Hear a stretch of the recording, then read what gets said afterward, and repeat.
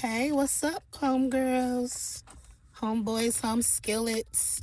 So, today we are going to do an episode. I have a special guest with me. Hello, And what is your name? Tori Andrews. Tell us a little bit about yourself. Oh, these are like job interview questions? Who is Tori Andrews? Tell the people. Oh my gosh. How do we know each You other? could do that. Okay. Well, Not too much on my business, not playing. so, well, we went to the same high school. I'm a hair older, but not much. Just At least the ponytail, a y'all. teach. But currently, we go to the same church. My husband is the pastor of the church. So that's our spiritual capacity, if you want to call it that. But yeah, we go way back. Way But- back like two flats on the Cadillac. Right. Well, I just wanted to have her be a guest on here because she's kind of like my sister. I think she is. She's mine. But today, the topic for her is going to be being emotionally numb, women that stop asking for help, how women feel burned out. And we're just going to have a discussion about it and talk about it. Okay. The first question that I have for you is, when do you think you stopped feeling like yourself and just started surviving? Okay. Before I answer this, can you? So you, how did you pick this for me? I gave you a list and she picked it for herself. I picked a lot of things, but what was surprising was every single topic I could like, oh, this is me. So I felt like it was so spot on that it was like, Okay, so I see what you're asking me. So we're sitting at a park, y'all. So if you hear any noises or anything, that's the atmosphere around us, and somebody's about to leave. But so I do a lot of like flyers and things for the church, right? And I use Chat GPT for those different flyers. So like it might be like your birthday, or like I've put in stuff about you to make these different flyers. You know what I'm saying? So I think that Chat GPT probably took what I've said oh, and okay. you know what I mean? And then, like I might have said something like, this is her personality, but I didn't say anything about being burned out, nothing like that. These are just things that that you just resonated with. Okay. Okay. I think that's even better though. It's kind of tight. Yeah. So what? Say the question again. And if you don't have like that specific answer, it can be like even women that you know, or whatever. But the first one was, when do you think you stopped feeling like yourself and just started surviving? It's not that I don't feel like myself. I would say I think I learned how to survive regardless of what I had going on. So I think I learned how to compartmentalize certain things, which it works when you have stuff to do, like you have responsibilities, but it doesn't work if you never go back to the compartment to get it out and like address it. So certain things, I think I can put it somewhere and then not deal with it ever until I don't realize, oh, that's there, and for some reason it's showing up because I never dealt with it.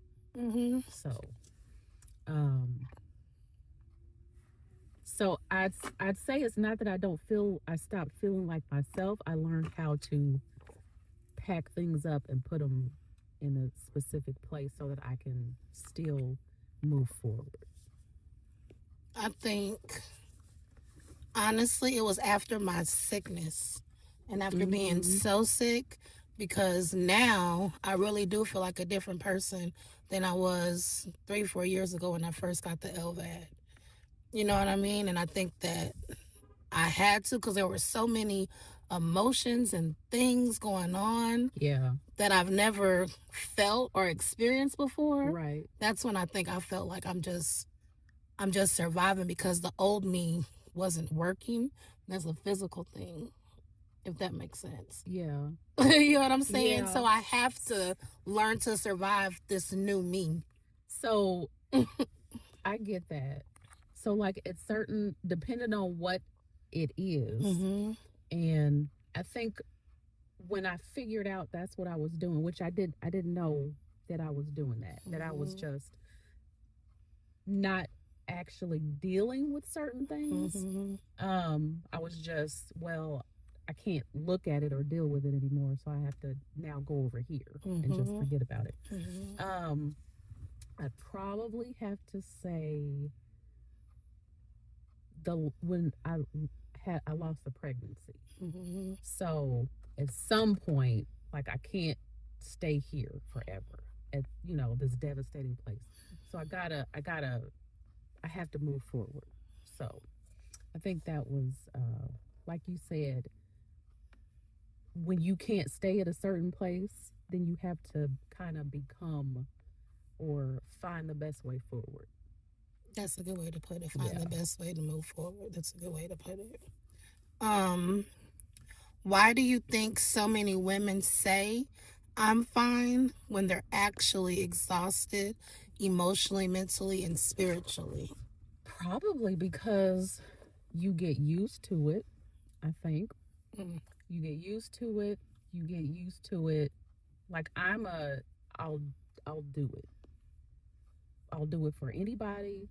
You can call me and I can handle certain things. Like I was talking to one of my kids and she came to me. This is the oldest one, so she's a young adult. And she said, she gave me these, don't even remember what it was, but she said, I need you to take care of this. And I was wondering why, because I think it was like something that she could do. Well, she said, well, it has to be a responsible adult, and you're a responsible adult, so I just need you to do this. So that's, I think, that's just, I That's mean, so it was her. just so like she's an adult, but certain thing is like, well, I need somebody that'll just take care of this, so I need you to just take care of this because I know it'll get done. Mm-hmm.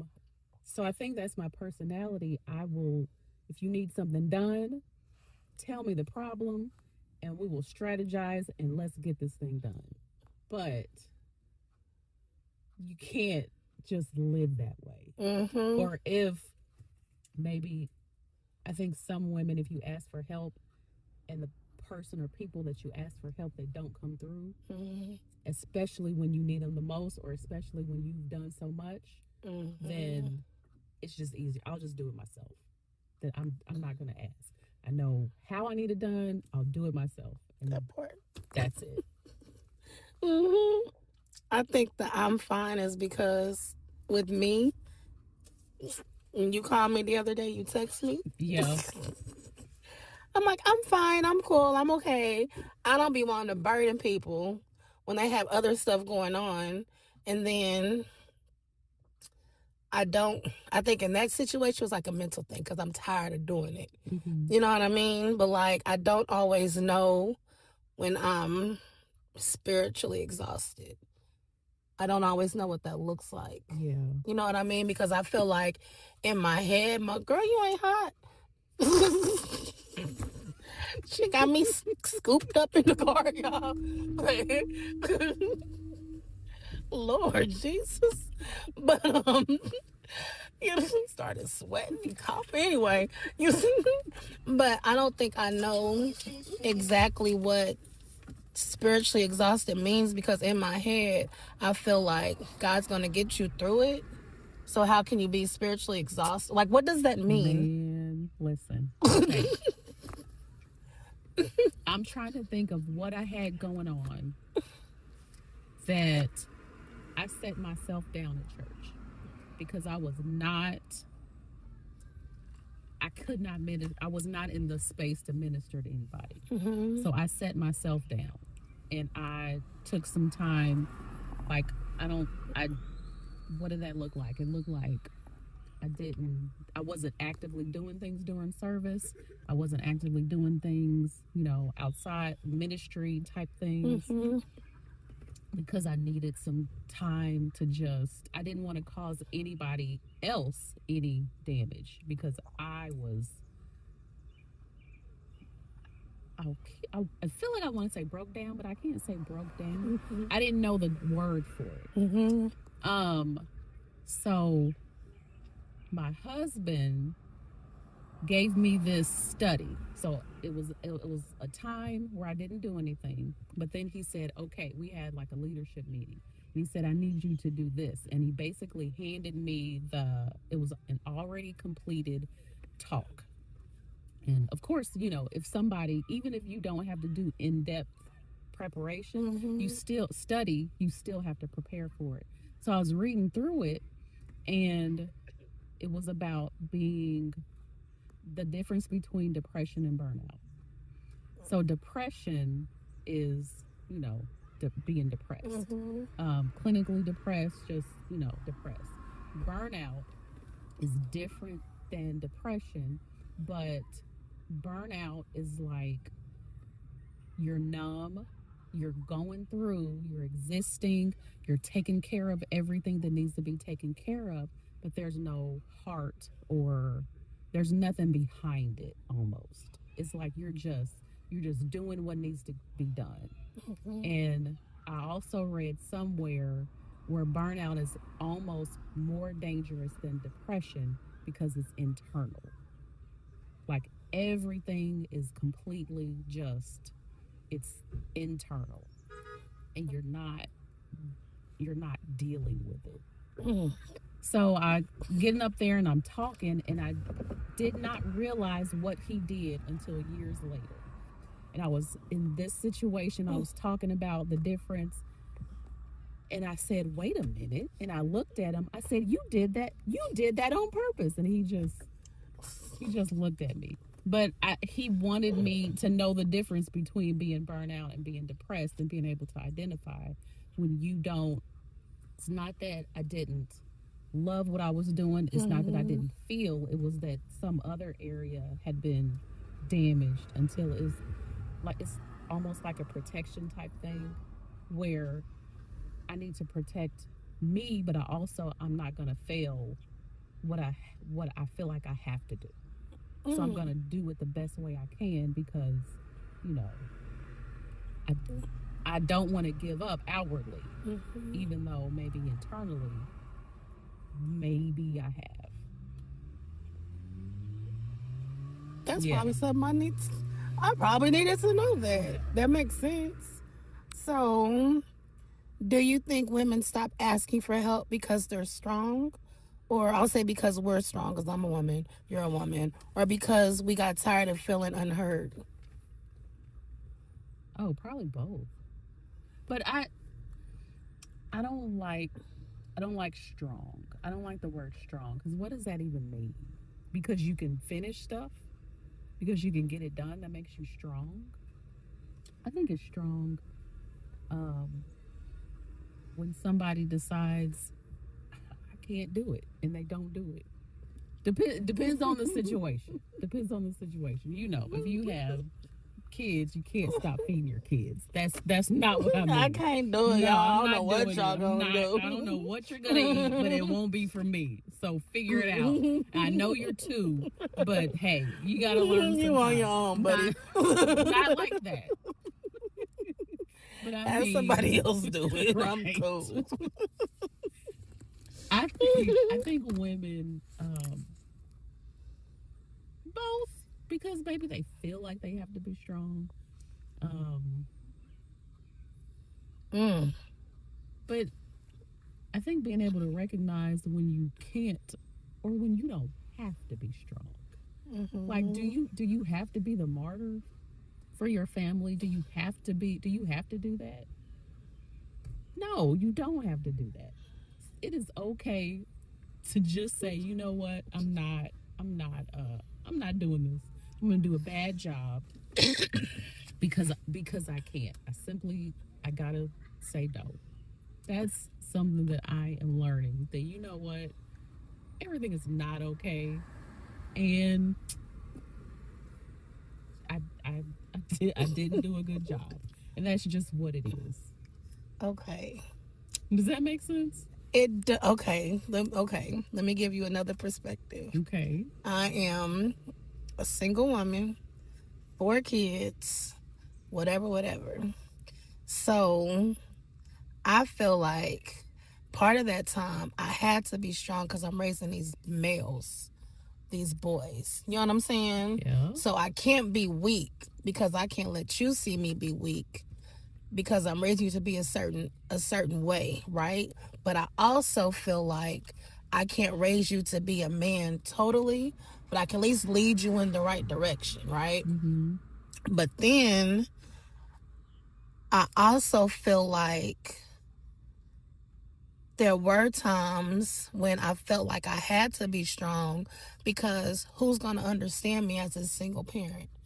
Because people always put us in a category of this is what you like. I almost felt like, and I probably shouldn't, I almost felt like I had to prove a point.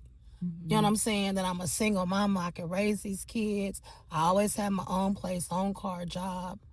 You know what I'm saying? So I Yeah. felt like there were certain things that I had to do. Like you had to be opposite of what Society society thought. expected you to be. Yeah. Okay. Does that make Yeah. sense? Yeah. Like, I don't want to say that I was being unheard, but then I also know that the people that were hearing me were also single mothers or organizations or places that still expected me to be saying something that I wasn't saying, so you're really not hearing me. Mm-hmm. I definitely agree. I definitely agree. I also believe that you get just because it's like it's only you. Like Mm-hmm. if it's gonna get done, it's gonna be you doing it. Mm-hmm. I completely get that. That's like the story of my childhood. Mm-hmm. Um, but I also learned just being older and just having experience. Mm-hmm. I think some women, some groups of women, you're expected to show up and to not show pain. You don't get to do that. You don't get to have moments of weakness. You don't get to do that because before you walk through the door, they're already going to have their mind made up about you and your type, the way that you look, the fact that like you said, you're a single parent, so you can't show them that. So you have to be better, you have to be more excellent, whatever. But I think that just teaches that you can't actually deal with what hurts. Like you don't get to be your authentic self and be okay with how you're actually feeling. I don't think that's fair. So yeah, be strong, definitely. But in order to be strong, you gotta show weakness. You have to know that it's okay that you don't have all the answers. It's okay if you couldn't provide all of these things over here. It doesn't mean you're a failure.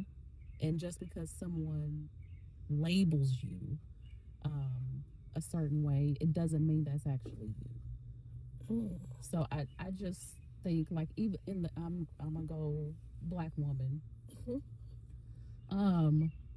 We don't get to be outwardly angry because then we're seen as a certain way. Like if someone in public makes us mad, or like anybody else can be mad and show anger, but we better not because then we'll be this. That's what they do That's what they anyway. do. They go off on people. They do all that. Mm-hmm. It's just the expectation. Like Mm-hmm. we have to be strong. We have to. We don't have to be strong. Mm-mm. Not at all times. Mm-mm. Because I don't think I can. Because I. Yeah, it's unfair. Everybody should still have a line of being respected. Like, you know what I'm saying? Right. So no matter what shade of whatever you are, if you're disrespected, sometimes there is a reaction. You get to be angry. You get to feel regular emotions that every human gets to feel. Yeah.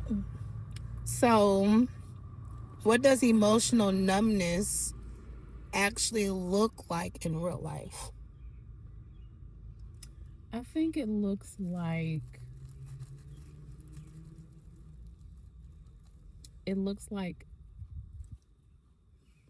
so do you mean okay, what do you mean? So, Like let's if say it to like where, what does emotional numbness look like to you when you're emotionally numb? Because I can tell you what it look like for me. it looks like I just don't care. Because I don't. Because I don't. I don't care. I don't. I'm expecting you to be you, and I don't care. Do you want me to give you a big reaction? I stopped I caring. can't. I stopped a long time ago. And I'm the best advice I have ever received in my life, next to all the advice my mama gave me because she was the best, was from Pastor. And he said, stop expecting people to be how you would be towards them. It was like, and stop expecting people to react the way you would react to certain situations, because they're not. People are going to be them no matter what. When I finally realized what that meant, it took me a couple years. But when I finally caught on, I'm like, man, you're going to keep doing the same thing all the time because that's who you are. Yeah. And I can't change who you are. And no matter what advice I'm giving you or what I'm telling you, you're always going to do you until you...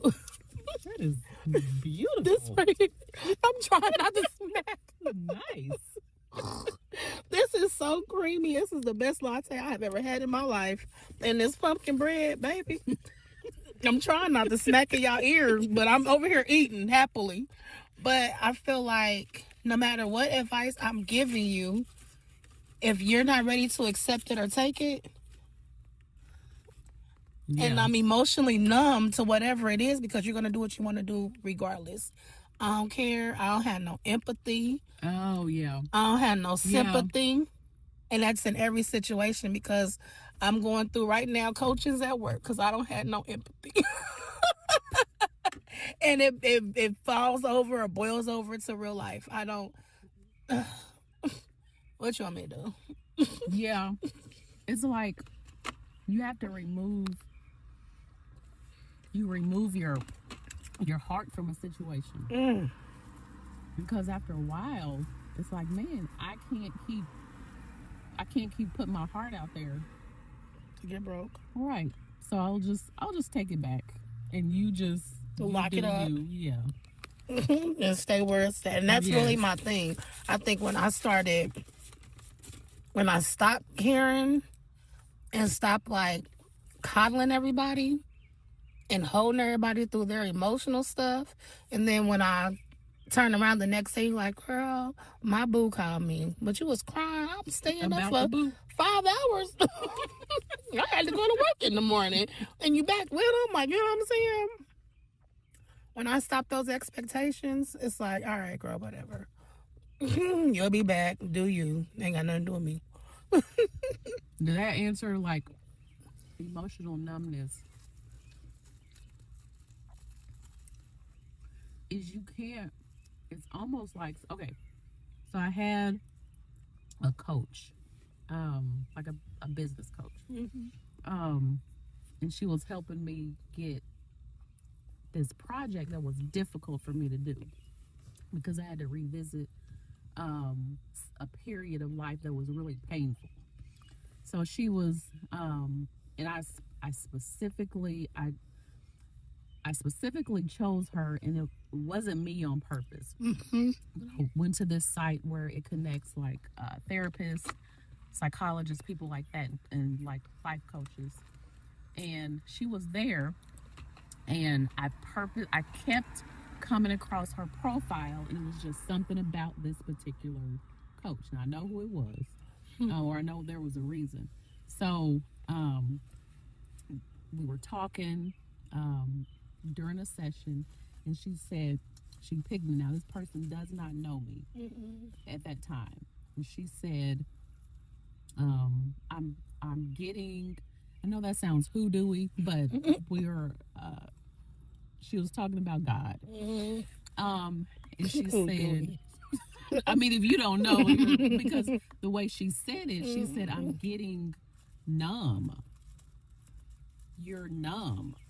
And I'm like, wow, she's absolutely right. I didn't know that there was a name for it. So, like it's when you have to move forward, and it's just easier just to let me just put this away and move forward. Well, eventually you got to deal with it. You have to address it. You got to go and dig it out and address it and feel all the feelings and heal and then move forward. However, the best way, like you said, the old you couldn't go through what you were going through. You had to become a new person. So a part of healing was, okay, I got to deal with this and I have to become a new person because I can't just keep putting it away. So I think emotional numbness means you haven't addressed what needs to be addressed. You're not feeling what needs to be felt. Strong situations may happen and you just can't feel it anymore. There might not be a reaction. There might not be a normal reaction. It might not be there. And that that's not safe. That's not a good place to be. So I intentionally left this part of the question out. To see what you were going to say. So it says, because a lot of people think it's crying all the time when sometimes it's not feeling anything at all. Yeah. So that's basically what we were saying. I think that's true. Yeah. Yeah. You got it's okay to cry. And I ain't got no more tears. Like I think that I don't want to say emotionally numb, but I don't have the when people say I have zero to give. Zero frogs. Zero frogs. Zero spiders to give. Do you hear me? I have none because I am good and 23 years old. I have lived my entire life. You understand what I'm saying? Maybe 23 plus another couple 20. But listen. I was like, wait, hold on. 23? I couldn't move forward with that math. What do you mean? And your lips were moving like you were counting out. Your lips were moving. I was like, be gone here because her notes and bolts is over there churning.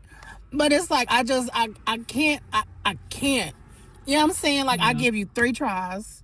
After that 3, I done clocked out for the day. It's over with. So, the next question. Have you ever realized you were burnt out only after your body, attitude, or relationship started reacting before your mind did? Absolutely. Like what kind of relationship? Like any relationship?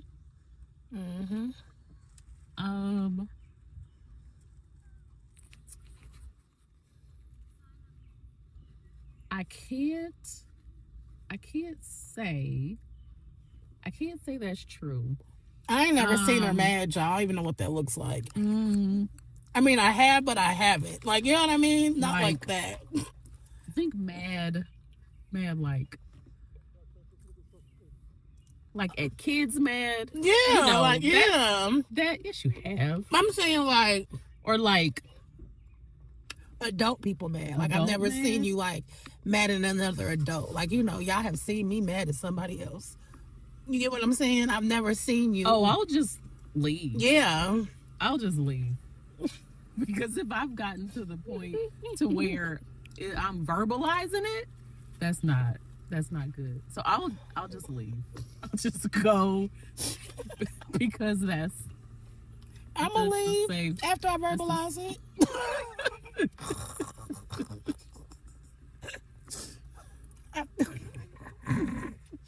I think I have grown up a lot And I think now I can let, oh Jesus, I can let things slide that maybe even 6, 7 years ago I would not. Yeah.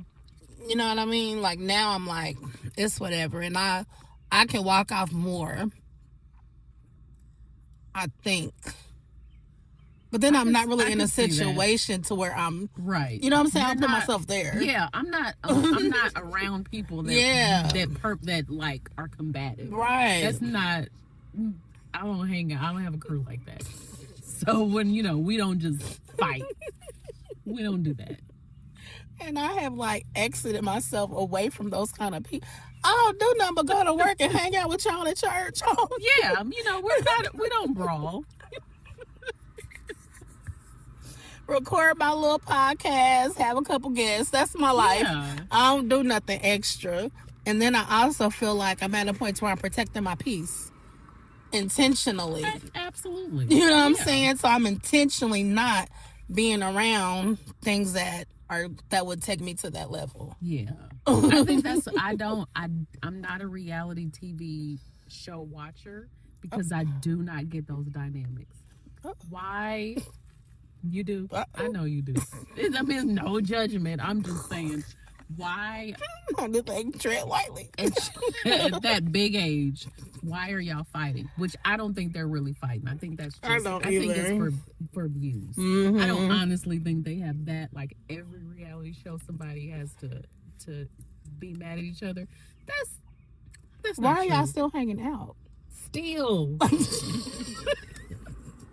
Why are y'all still friends? We don't like each other. Why are we meeting up? And who's calling who to meet up? And why, Lord Jesus, are we at this table together? I know I don't like you, but I'm going to sit 6 rows down and keep mugging you. If I don't like somebody, we're not going to I'm not going to be in the same place. And now came Michelle on this one show that I be watching. Why are you... Girl, you don't even know these people. Why are you... This ain't even your crew. This ain't the show you came from. Why are you over here with them in Atlanta? You don't even go here. Listen. So, why do you think women are often praised for carrying everything quietly, but rarely checked on while doing it? That's kind of good. Because it's outward appearance. It is what it looks like on the outside. But I have people that... Oh, sorry. Oh, my God. My God. I'm so sorry. I'm so sorry. Keep talking. I'm so sorry. I have people that will ask me how I'm doing, but will just stare into my soul. So I'm like, okay, these things are going on. My gosh. So they expect more of an answer than it's fine. They don't let me get away with that. Give me what do you mean? So there's one friend, and she'll stand inside my bubble. How are you? And it's just like, how are you? And I'm like, good.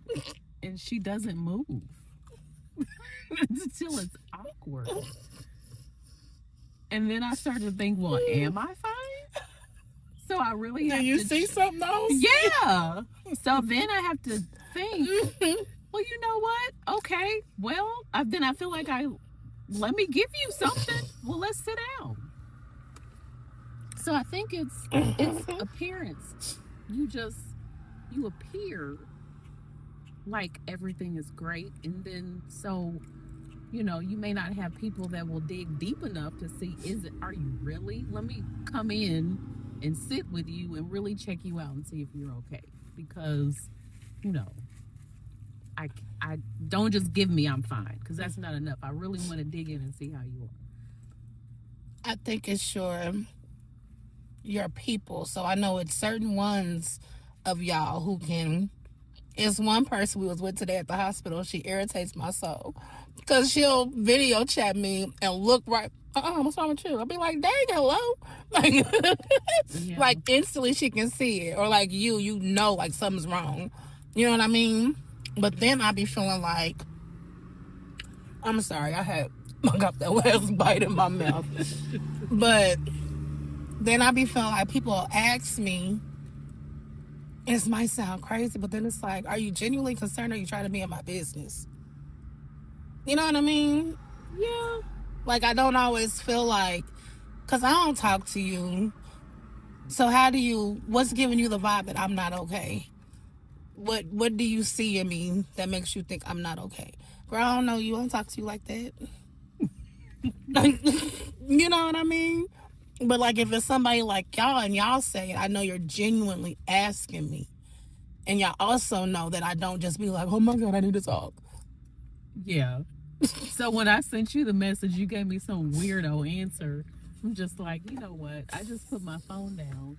I know what I said. But it was built in the magnificence of God. Yeah, Something crazy. Like, I don't even know what you're saying. So he said, whatever. Okay. Right.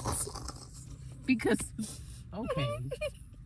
And sometimes I think I just be harassing y'all just to get on your nerves.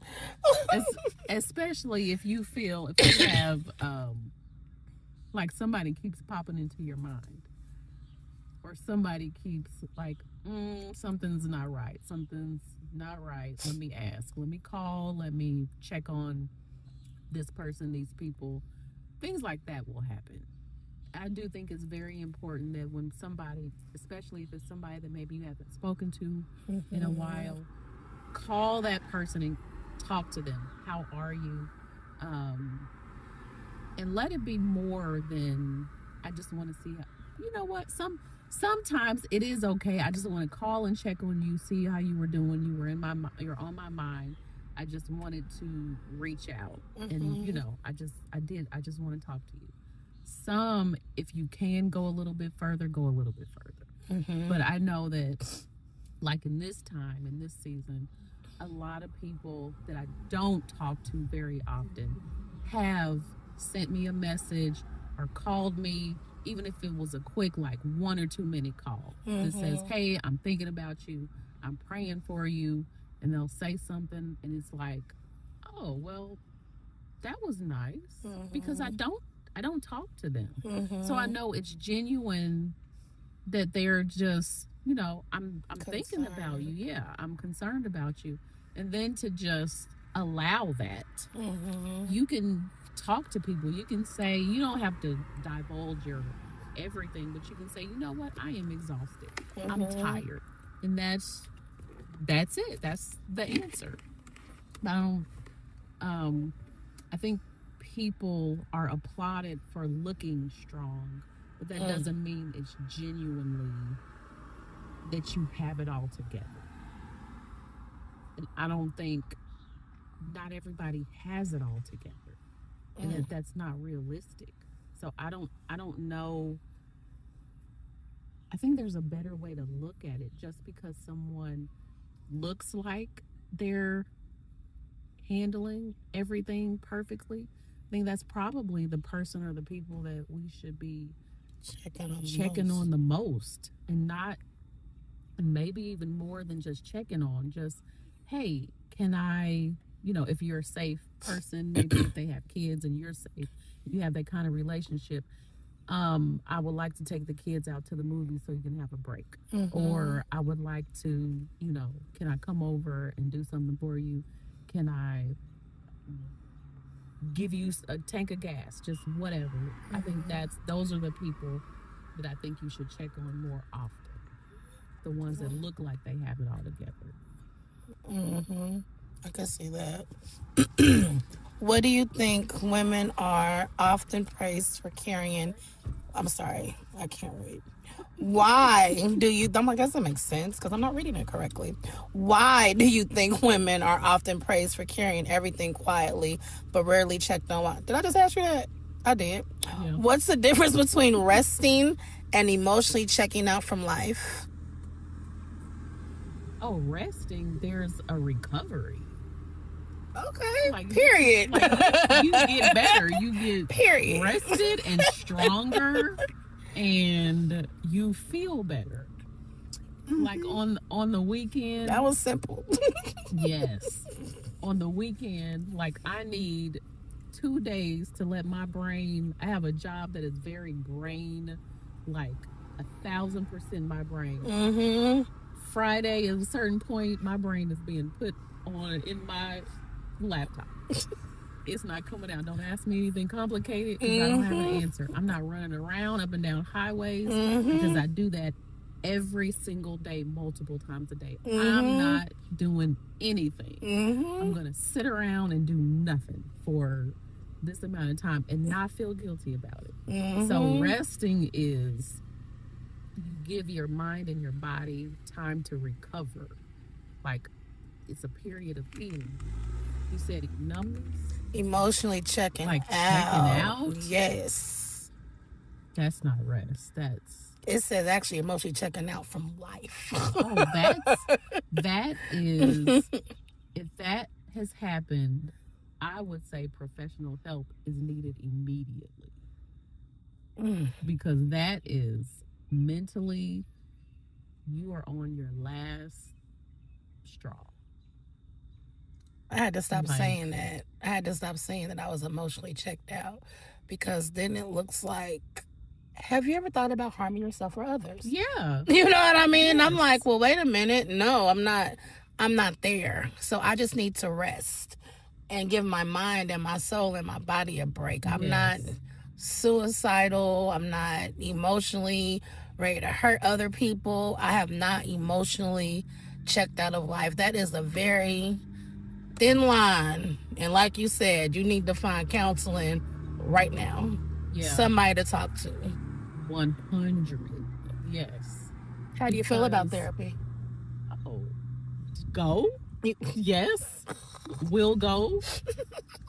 Hey, even if it's just hey, I just need just a little push, a little listen, these are the things I have going on. This is how I'm feeling. Is this normal? And then how do I deal with this? She will say, okay, that is, and here are some tools that you can do. This is what I got going on. I feel like this. Okay, let's look at your support system. What can you do? Can you do these things? Let's get a plan together. Like that person is educated and paid to help me with my stuff, whatever my stuff is. And if you haven't thought about going to counseling, excuse me, I don't know your personal situations, but if you work, a lot of jobs have the EAP program, and they set you up with a counselor, and you can get it depends on your job, but you can get, I think the minimum is 3, and I think the most the most I've seen is 10, but every job is different and they're free, and it can at least start you out, and they have virtual, you can talk to somebody locally, but if you want counseling, don't know where to go, I would start with the EAP program at your employer. Yes. Yes.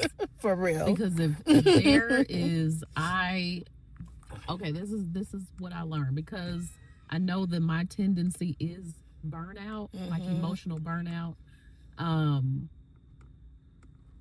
Because of that, I kind of know I know it's dangerous because it's like a implode.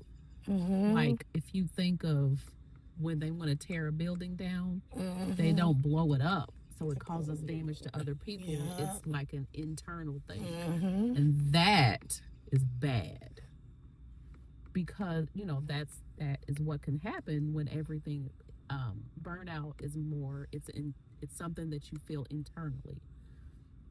So that is what it can lead to. So it's more, and this is what I read, it's more harmful to the person that's feeling it. So you have to take the time when you feel like I don't have any feelings or emotions toward this thing, because number one, it's hurt too bad in the past. Mm-hmm. So I don't want to. I'm not gonna deal with that anymore. So then I'm just existing in this. Mm-hmm. You got to get some outside help. Very much for your own personal safety. Mm-hmm. And sometimes it's difficult to identify because it looks like you're okay to other people. So it's important for you to be able to identify it in yourself and then have somebody that says, hey, if I start showing up like this, I need you to help me because I might not say anything to you. So I need you to help me with this. Or maybe you got a word, maybe it's like SOS, you send a text message and your people come and they come get you and they come help you. Just whatever it is.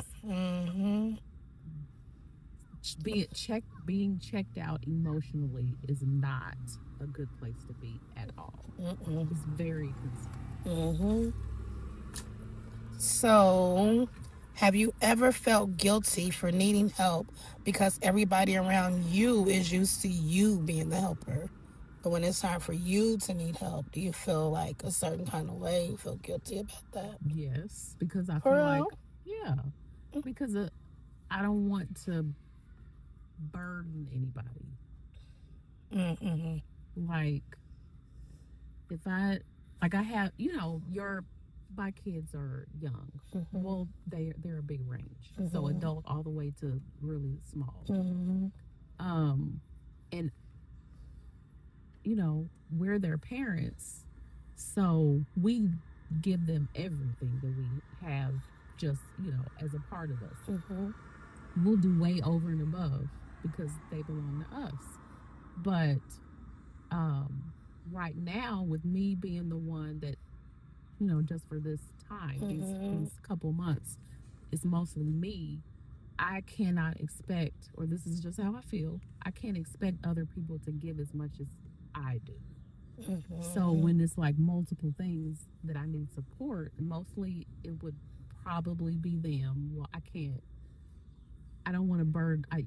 You don't need to be driving up and down the highway doing this for so often, or you don't need to, just certain things.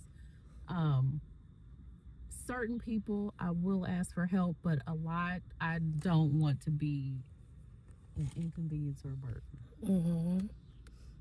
I think I had like after the LVAD surgery, I wanted to go home. I did not want help. I did not want to stay with anybody. Yeah, but that didn't make any sense. I wanted to go home. So and if I got to escape this hospital and go home, I'm going home. And then what's the plan after that? I'll figure it out when I get there. Exactly. There's no plan. Who does that? Because when you're used to being so independent by yourself, you know what I mean? Yeah. Like, it's like it's hard for you to depend on somebody else to do even the smallest thing. I don't want my kids to do nothing. If anybody I would trust to do something, she ain't here. Yeah. I don't have her. My mama is not an option. You know what I'm saying? Yeah. And I know she was the one that would do it, and I wouldn't even have to ask her. She's like, that's my baby. I got it. Yeah. I'd say the person most that I call is my mother. And then my kids will call her also. Just random things that don't even require her. Leave her alone. She's been with us all week. Leave her alone. Yes. But sometimes I don't know exactly what I need. I don't know. I need a lot, but I don't know what you could help me with. So I'm just not sure. So I think knowing, I don't know. Someone asked me yesterday, I was getting my hair done, and my friend hairstylist, she asked, I'm like, I don't know. I have to think about that. I don't know. The amount of times I have asked you what you need, do you want something? The answer is always, I don't know. I don't. I genuinely have no idea. You want something for lunch? I don't know. Did you eat? No, I don't really have an appetite. Not really. Don't know. I don't know. So if you could help me know, you know what, that was, I don't know what I need. So if you could help me organize what I need, that would be very much appreciated. So that would be a thing. Jesus. I'm going to keep that in. Look, I'm going to pin that for my later use. I'm going to pin that. What happens when a woman spends so much time being needed by everybody else that she no longer knows what she needs for herself? Kind of rolls on into that. I guess so. I don't know. No. Honestly, that's a very good question. Some things, because they're older, because I have older kids and younger kids, then I can leave the little ones with the big ones. So I can take some time, just a little bit, even if it's just in pieces, sometime by myself. But yeah, I think knowing what you need is an art in itself. Ooh. And I don't even think, because...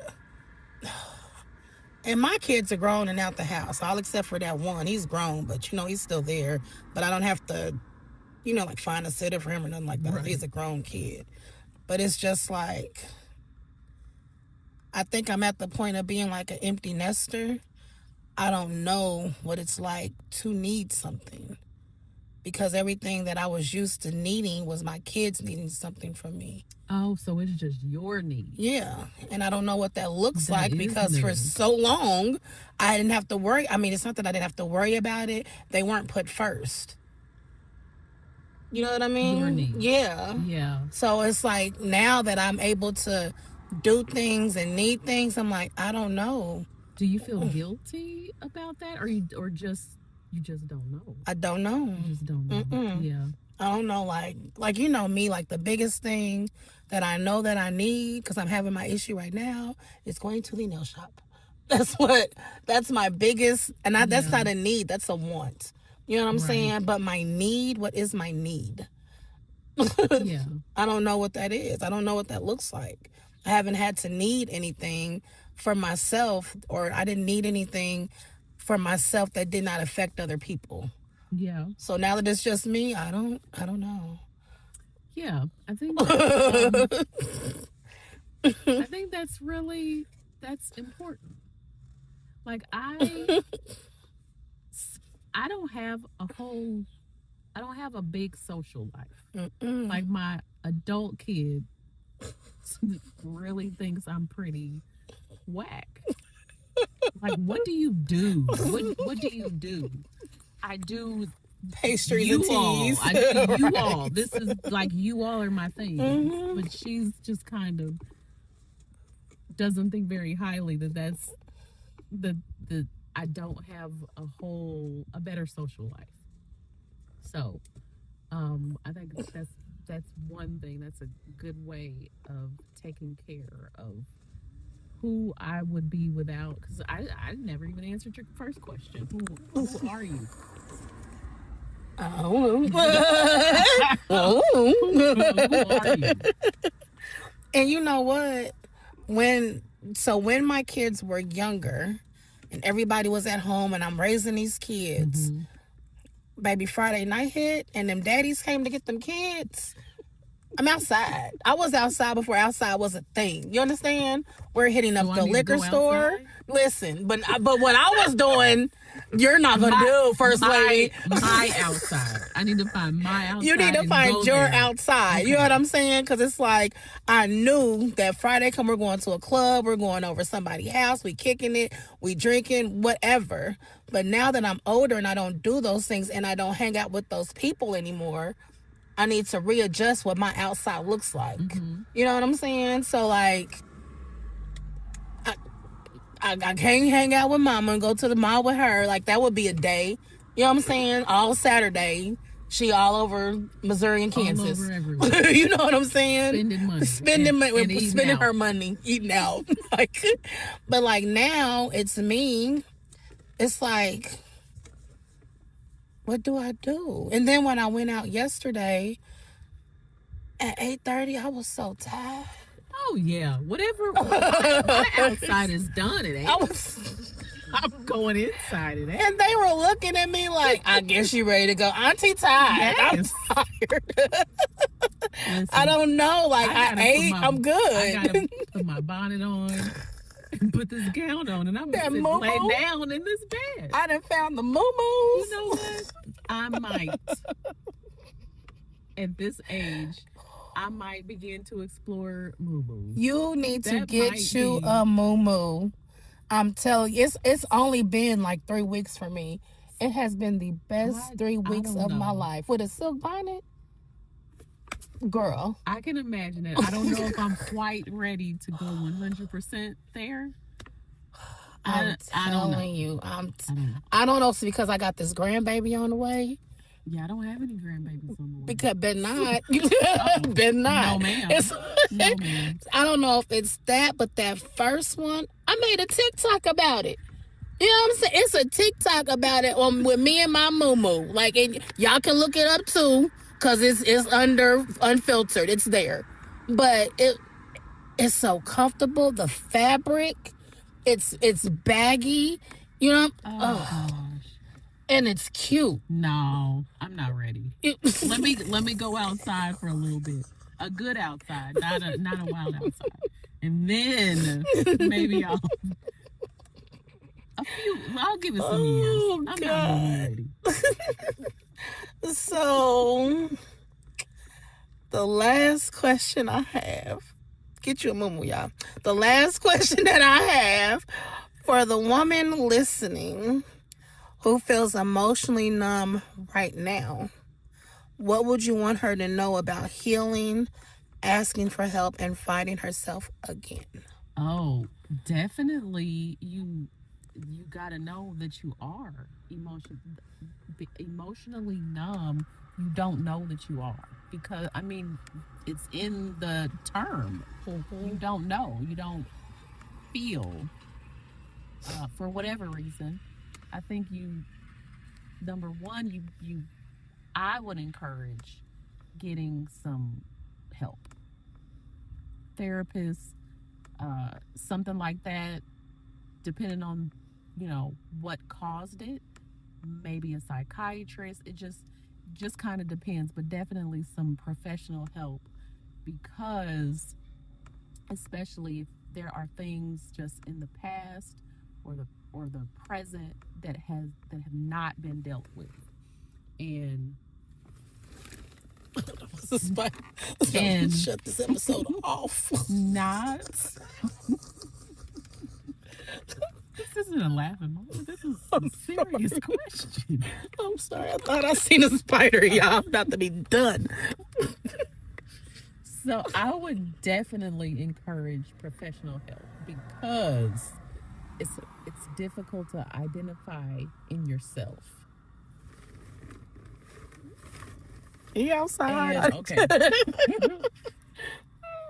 So a professional is going to help you. Is going to walk you through it, and walk you through the healing, and walk you through dealing with what needs to be dealt with. Because I think numbness is not facing certain things that definitely need to be faced, and like you got to go through it in order to get to the healing part of it. It's like you're bleeding, but you're bleeding, and you're not gonna deal with that.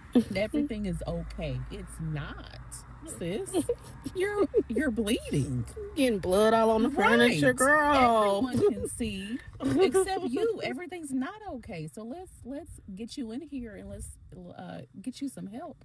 So just identify that's what the issue is, and then go ahead and address and deal with the things that need to be dealt with, so that you can heal, and so that you can feel, and so that you can cry or be angry or laugh or whatever, because it dampens life. We're supposed to feel and be emotional and feel all of the feelings, all the happies, all the sads, all the whatevers.